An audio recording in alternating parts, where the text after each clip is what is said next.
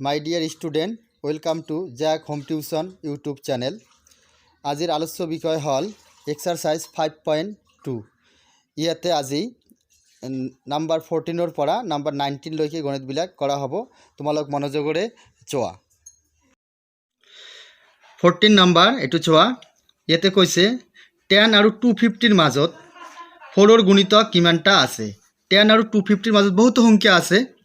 ইয়াতে কিছুমান 4 ৰ গুণিতক আছে। সেই গুণিতক কিমানটা আছে এটো বাহিৰ কৰিব লাগে। 4 ৰ গুণিতক মানে 4 ৰে হৰণ কৰিব পৰা যাব এনেকুৱা সংখ্যা কিমানটা আছে এটো বাহিৰ কৰিব লাগে। 10 আৰু 250 মাজত 10 আৰু 250 মাজতে 10 ৰ ওপৰত আৰম্ভ কৰা 11 তাৰ ওপৰত কি আছে 12 অৰ্থাৎ 12 যেটো আছে এটো 4 ৰ গুণিতক কাৰণ 12 ক 4 ৰে হৰণ কৰা যায় কিন্তু 250 4 ৰে হৰণ কৰা না যায়। গতিকে 250 তলত যিকোনো এটা সংখ্যা আছে এটো বাহিৰ কৰিব লাগিব। এটো আমালক বাহিৰ কৰিব লাগিব যেটো 4 ৰে হৰণ হ'ব এটো বাহিৰ কৰিম আৰু 10 ৰ ওপৰত 12 এটো আমি পাই গলো। তোমালক চোৱা ইয়াতে 10 ৰ ওপৰত থকা 4 ৰ গুণিতকটো হল সৰু গুণিতকটো হল 12 আৰু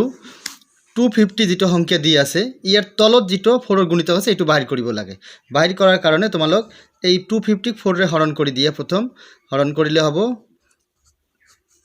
1 0 এতিয়া 2 বাদ দি 8 হ'ব 2 এই 2 তো ইয়াতে বেছি হৈছে 250 পৰা 2 তো বিয়োগ কৰিলে যেটো সংখ্যা হ'ব এইটোই হ'ব 250 তলত থকা 4 ৰ গুণিতক অৰ্থাৎ 250 - 2 = 248।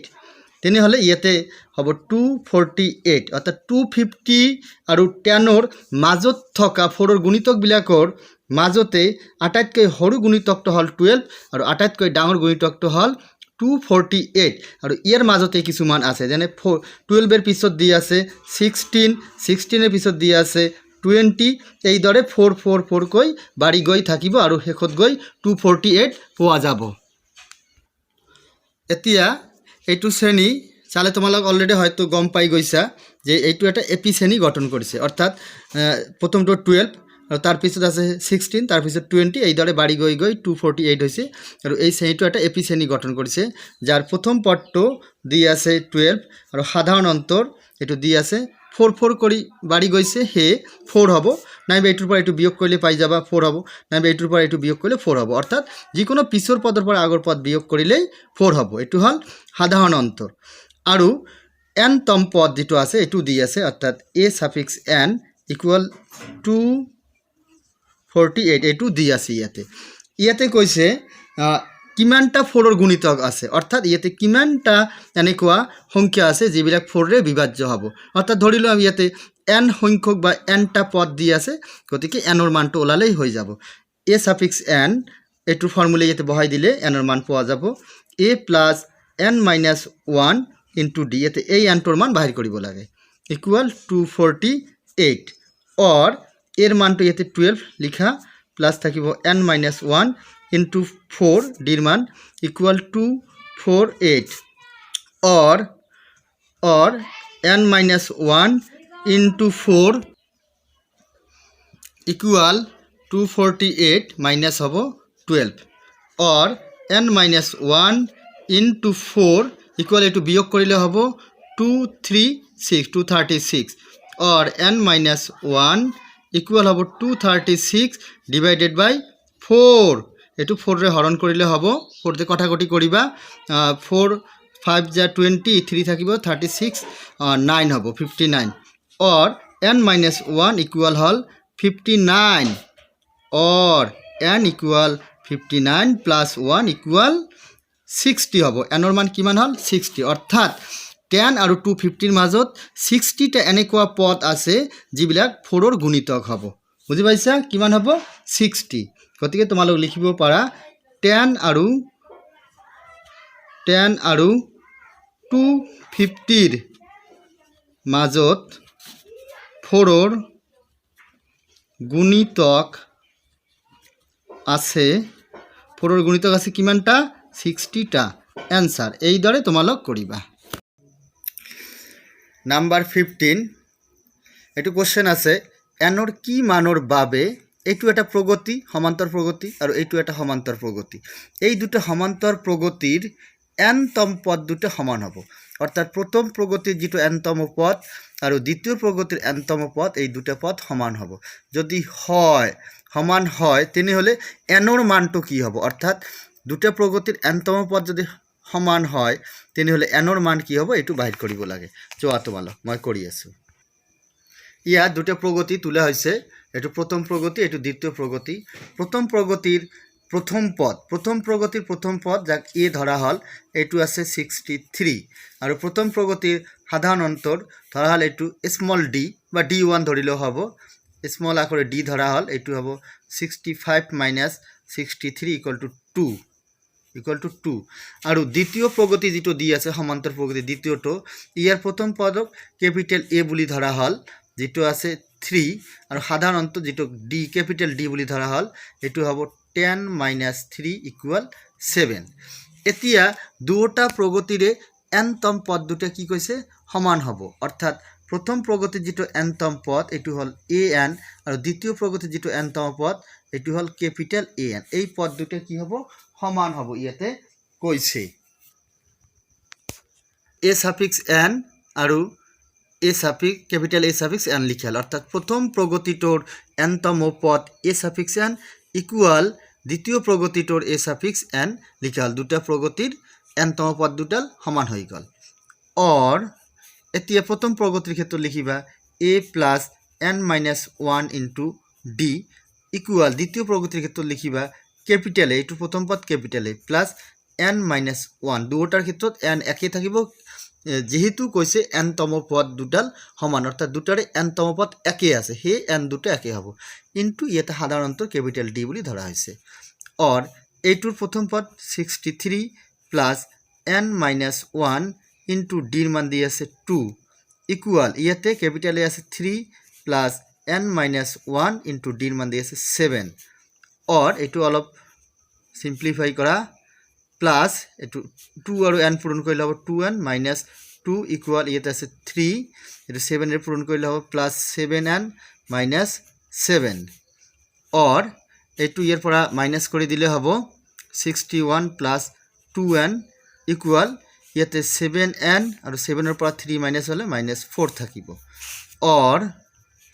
ইয়াতে 2n থাকিল এটো বা ফালে লৈ আহিলে হ'ব -7n ইকুয়াল -4 ইয়াতে হ'ব -61 और एटू माइनस कर दिले हबो -5n इक्वल हबो -65 और n इक्वल -65 बाय येते हबो -5 माइनस माइनस काटि जाबो एटू कटाकटी करिले हबो 13 और n इक्वल हल 13 क्वेश्चनत कइसे जे प्रगति दुटार nर मान की हबो जेतिया n तम पद दुटा समान हबो nতম পদ দুটা যদি সমান হয় তেন্তে nৰ মান কি হ'ব nৰ মান বাহিৰ হলে ইয়াতে 13 গতিকে লিখিব পাৰা এতেকে nৰ মান হ'ব 13 ইয়াতে आंसर লিখিলে হৈ যাব आंसर নাম্বার 16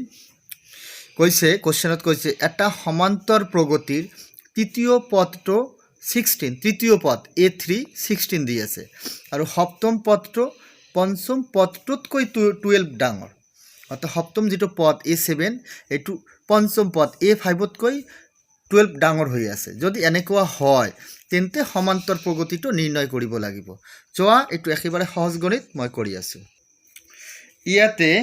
তৃতীয় পদটো দি আছে 16 গতিকে তোমৰা লিখিব পাৰা a3 ইকুয়াল 16 और a3 মানে হল a plus 2d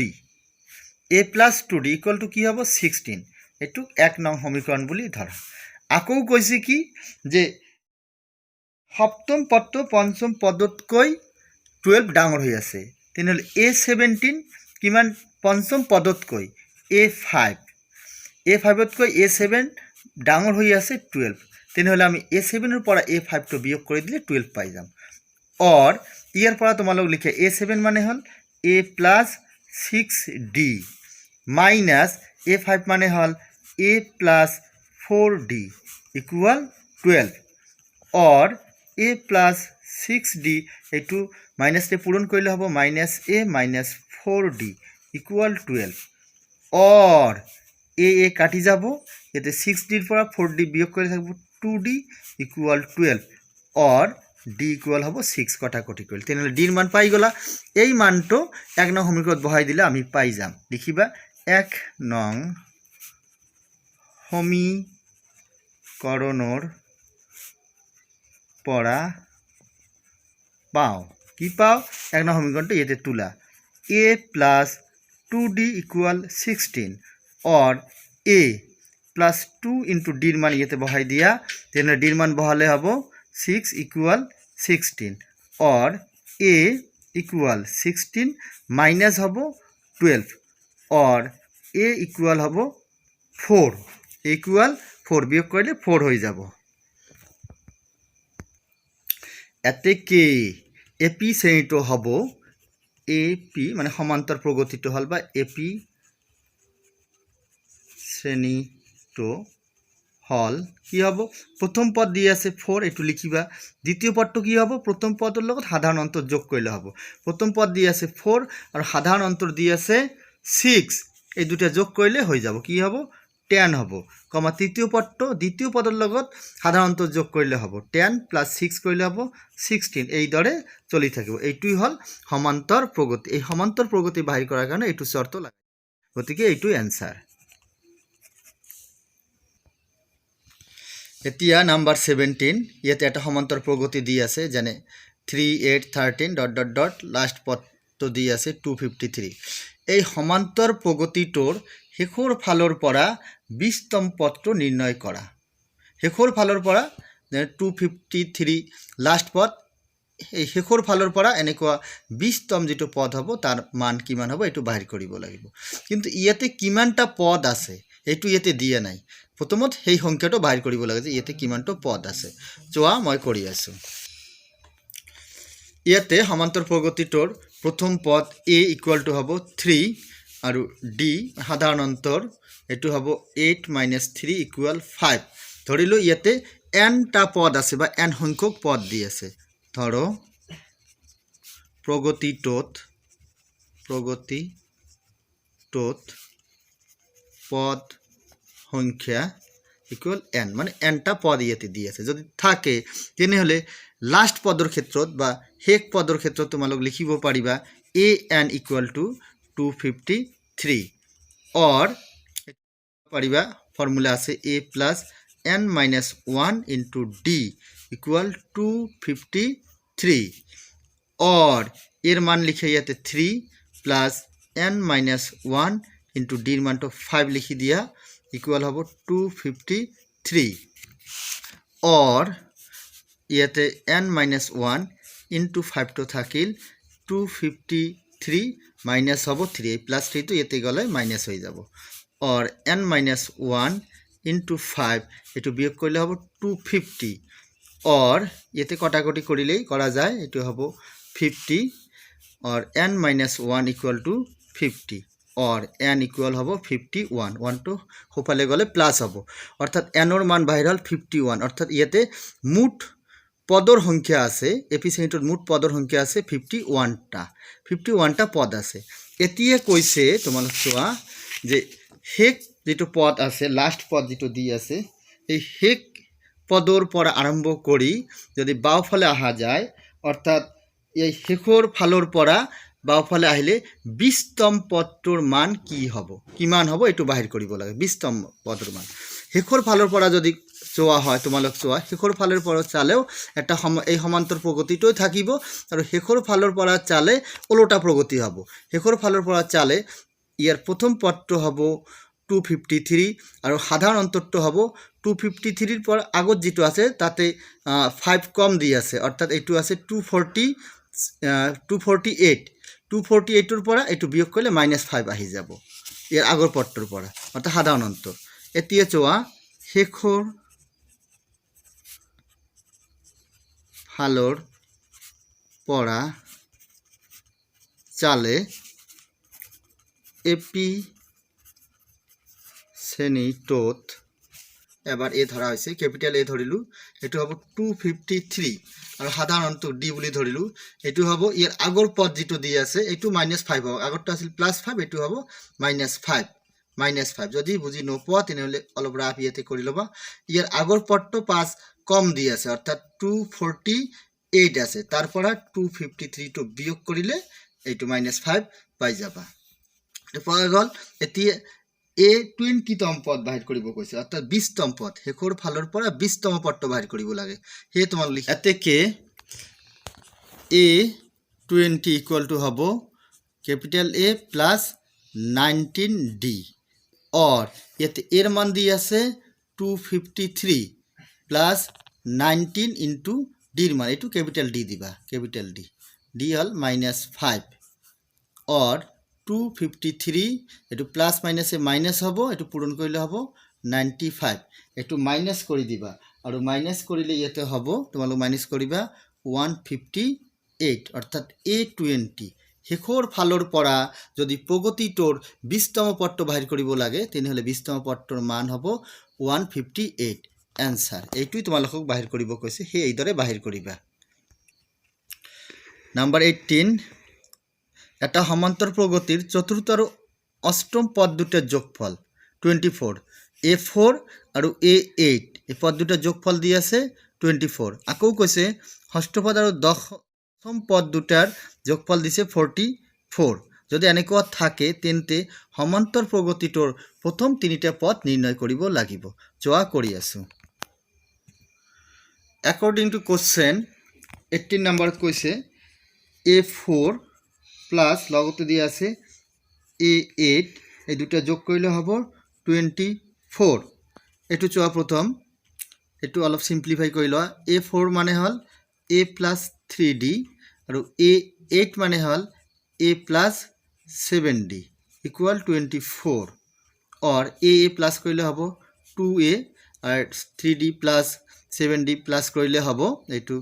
10D equal 24 আটাই বড়কে 2 রে হরণ করা যায় হরণ করে দিলে হবো আটাই বড়কে তিনটা টার্মকে 2 রে হরণ করে দিয়ে হরণ করলে হবো এটু হবো a প্লাস এটু হবো 5d ইকুয়াল টু এটু 2 রে হরণ করলে হবো 12 এটু 1 নং বলি ধরি লওয়া হল 1 নং সমীকরণ আকো ইয়াতে কইছে অ্যাকর্ডিং টু কোশ্চেন কইছে a6 মানে ষষ্ঠ পদ দি আছে প্লাস তার লগতে আছে দশম পদ দি আছে এটু এই দুটার যোগফল হবো a10 যোগ করলে হবো 44 और एटू लिखिब पारा a प्लस 5d प्लस एटुर क्षेत्र हबो a प्लस 9d इक्वल 44 और येते a प्लस करिले हबो 2a प्लस एटू प्लस करिले हबो येते 14d इक्वल 44 आटाई बड़के अर्थात तीनटा टार्मके 2 रे हरण करा जाए हरण करि दिया तोमालोक अर्थात एटू 2 रे हरण करिले हबो a प्लस एटू हबो 7d इक्वल एटू हबो 22 एटू 2 नং समीकरण বুলি ধরা এতিয়া তোমালোক চোৱা 1 নং সমীকরণ আর 2 নং সমীকরণ এই যে দুটো সমীকরণ আছে এই দুটো সমীকরণ যদি বিয়োগ করে দিয়া হয় অর্থাৎ 2 নংৰ পৰা 1 নং যদি বিয়োগ কৰে দিয়া হয় তেনেহলে ইয়াতে d ৰ মানটো পোৱা যায় তোমালোক চোৱা এইটোৰ পৰা এইটো বিয়োগ কৰিলে a কাটি যাব 7d ৰ পৰা 5d বিয়োগ কৰিলে 2d থাকিব আৰু এইটোৰ পৰা এইটো বিয়োগ কৰি এটা সংখ্যা আহিব তেতিয়া আমি d ৰ মান পাই যাম চোৱা তোমালোক ইয়াতে লিখা 2 মাইনাস 1 কৰি পাও 2 মাইনাস 1 কৰি পাও বিয়োগ কৰিলে a কাটি যাব বিয়োগ কৰিলে হ'ব এটুৰ পৰা এটু বিয়োগ হলে অৰ্থাৎ এৰ পৰা এ বিয়োগ কৰিলে একো না থাকে কাটি যাব 7d ৰ পৰা 5d বিয়োগ হলে থাকিব 2d ইকুয়াল 22 ৰ পৰা 12 বিয়োগ কৰিলে থাকিব 10 और d इक्वल टू हम 5 अर्थात 2 रे 10 काटिले 5 हो डीर मान तो पाई गला एतिए 1 नং समीकरण यदि डीर मान बहाई दिया है तेनेहले एर मान तो पाওয়া যাব লিখিবা 1 নং সমীকৰণৰ পৰা পাও 1 নং সমীকৰণৰ পৰা পাও এটু লিখিবা তাৰ পিছত কৰিবা 1 নং সমীকৰণটো হল a + 5d = 12 ইয়াতে তোমালোক ডীর মান বহাই দিয়া তেনেহলে a plus 5 into 5 equal हल 12 और a plus it over 25 equal 12 और a equal 12 minus 25 বিয়োগ কৰিলে হ'ব -13 এটো মাইনাস কৰি দিলে এৰ মানটো পোৱা গেল অর্থাৎ a হল প্রথম পদ কি দি আছে -13 আর সাধারণত d যার মান পোৱা হল 5 এতে কে সমান্তৰ প্ৰগতিটোৰ প্রথম তিনিটা পদ লিখিবা এতে কে সমান্তর প্রগতিটোর প্রথম তিনিটা পদ হল প্রথম পদটো -13 দ্বিতীয় পদটো এর লগত সাধারণ অন্তর যেটো আছে এটো যোগ করে দিব লাগে অর্থাৎ +5 কৰিব লাগে -13 লগত 5 প্লাস কৰি দিলে হ'ব অৰ্থাৎ প্ৰকৃতপক্ষে 5 টো বিয়োগ হৈ যাব তেতিয়া হ'ব -8 ইয়াৰ লগত আকৌ 5 যদি প্লাস কৰি দিয়া হয় তেতিয়া হ'ব -3 অৰ্থাৎ 8 + 5 যদি প্লাস কৰি দিয়া হয় 5 টো বিয়োগ হৈ যাব তেতিয়া -8 হ'ব যেনেকৈ মই এতে ৰাফ কৰি আছো প্ৰথম পদটো -13 এটো লিখিবা দ্বিতীয় পদটো -13 + 8 হ'ব এটো সরি 5 হ'ব প্লাস মাইনাস কৰিলে -8 হ'ব আকৌ তৃতীয় পদটো -8 এৰ লগত +5 হ'ব এটো কৰিলে -3 হ'ব এই দৰে তোমালোক কৰি লবা आंसर अर्थात पद तीनिटा हल -13 -8 और -3 एतिया 19 नम्बर इते कैसे 1995 चनत चंदनाय 5000 टका बछरे किया दरमहात चाकुरी आरम्भ करिले और प्रति बछरे 200 टकाকৈ 200 टकाকৈ बृद्धि लाभ करिले प्रति बछरते 200 टकाকৈ बृद्धि होइसे कोन बछरत তেওঁৰ दरमहा 7000 टका हब কোন বছৰত হব 7000 टका যদি প্ৰতি বছৰতে 200 টাকা কৰে বাড়ি যায় তেনে হলে ইয়াৰ দৰমহা 7000 टका কোনটো বছৰত হব এটু বাহিৰ কৰিব লাগিব যোৱা মই কৰি আছো যদি এনে দৰে ধৰা হয় প্ৰথম বছৰত দৰমহা আছিল দিয়া আছে যেটো 5000 टका নেক্সট বছৰত 200 টাকা বাড়ি যাব তেনে হলে দৰমহাটো হব 5200 नेक्स्ट बছৰত এইটো नेक्स्ट বছৰত আকৌ 200 टका 200 टका বাড়ি যাব তেনে হলে দৰমহা হ'ব 5400 এই দৰে বাড়ি বাড়ি গৈ গৈ গৈ গৈ গৈ শেষত হ'ব কিমান 7000 टका 7000 टका হ'ব এতিয়া কথা হৈছে ইয়াতে যে 7000 टका যে হ'ব এটো কিমান বছৰত সময় লাগিব কিমান বছৰত হ'ব যি বছৰত লাগিব যিমান বছৰ লাগিব সেইখিনি বাহিৰ কৰিব লাগে তোমালোক চোৱা অৰ্থাৎ चंदना जी दरमहा बिलाक पाइसे विभिन्न बছৰত সেই दरमहा बिलाक যদি এটা শ্ৰেণীৰ লিখা হয় তেনে হলে দেখা যায় যে এই দৰমহা বিলাকে এটা সমান্তৰ প্ৰগতি গঠন কৰিছে এটা সমান্তৰ প্ৰগতি গঠন কৰিছে যাৰ প্ৰথম পদটো দি আছে 5000 এটো দি আছে আৰু সাধাৰণ অন্তৰ d2 হ'ব ইয়াতে 200 অৰ্থাৎ 5200 মাইনাস এইটো পদৰ পৰা এইটো পদ বিয়োগ কৰি দিব লাগে 5000 বিয়োগ কৰিলে হ'ব 200 এটো হল ডিৰ মান পোৱা গল সাধারণ অন্তর এতিয়া এইটো দি আছে a সাফিক্স n কি দি আছে 7000 দি আছে এতিয়া কৈছে এই n ৰ মান অৰ্থাৎ কিমান বছৰত বা কোনটো বছৰত গৈ দৰমহাটো 7000 হ'ব এটো ধৰি লব লাগিব যে n বছৰত তেওঁৰ দৰমহা হ'ব 7000 टका এটো ধৰি লব লাগে ধৰো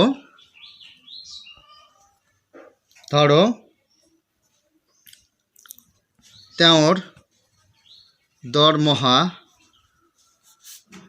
দৰমহা n বছৰত 7000 टका হ'ব গতিকে আমি লিখিব পাৰো a সাফিক্স n ইকুয়াল 7000 এটো দি আছে যেটো দি আছে ইয়াৰ পৰে আমি যেটো নাই এটো ওলাম আৰ কি ইয়াতে n ৰ মানটো বাহিৰ কৰিম চোৱা তোমালোক a সাফিক্স n এটোৰ ফর্মুলা এটো ফর্মুলা তোমালোক জানা আছে ফর্মুলাটো হল a plus n minus 1 into d equal হ'ব 7000 और এর মান ইয়াতে লিখা 5000 plus n minus 1 into d ডির মান দি আছে 200 ইকুয়াল 7000 और ইয়াতে লিখিবা n minus 1 into 200 equal 7000 minus 5000 होफाले गले माइनस हो जाब माइनस 5000 और n minus 1 into 200 equal to वियोग करिले हबो 2000 लिखा हल और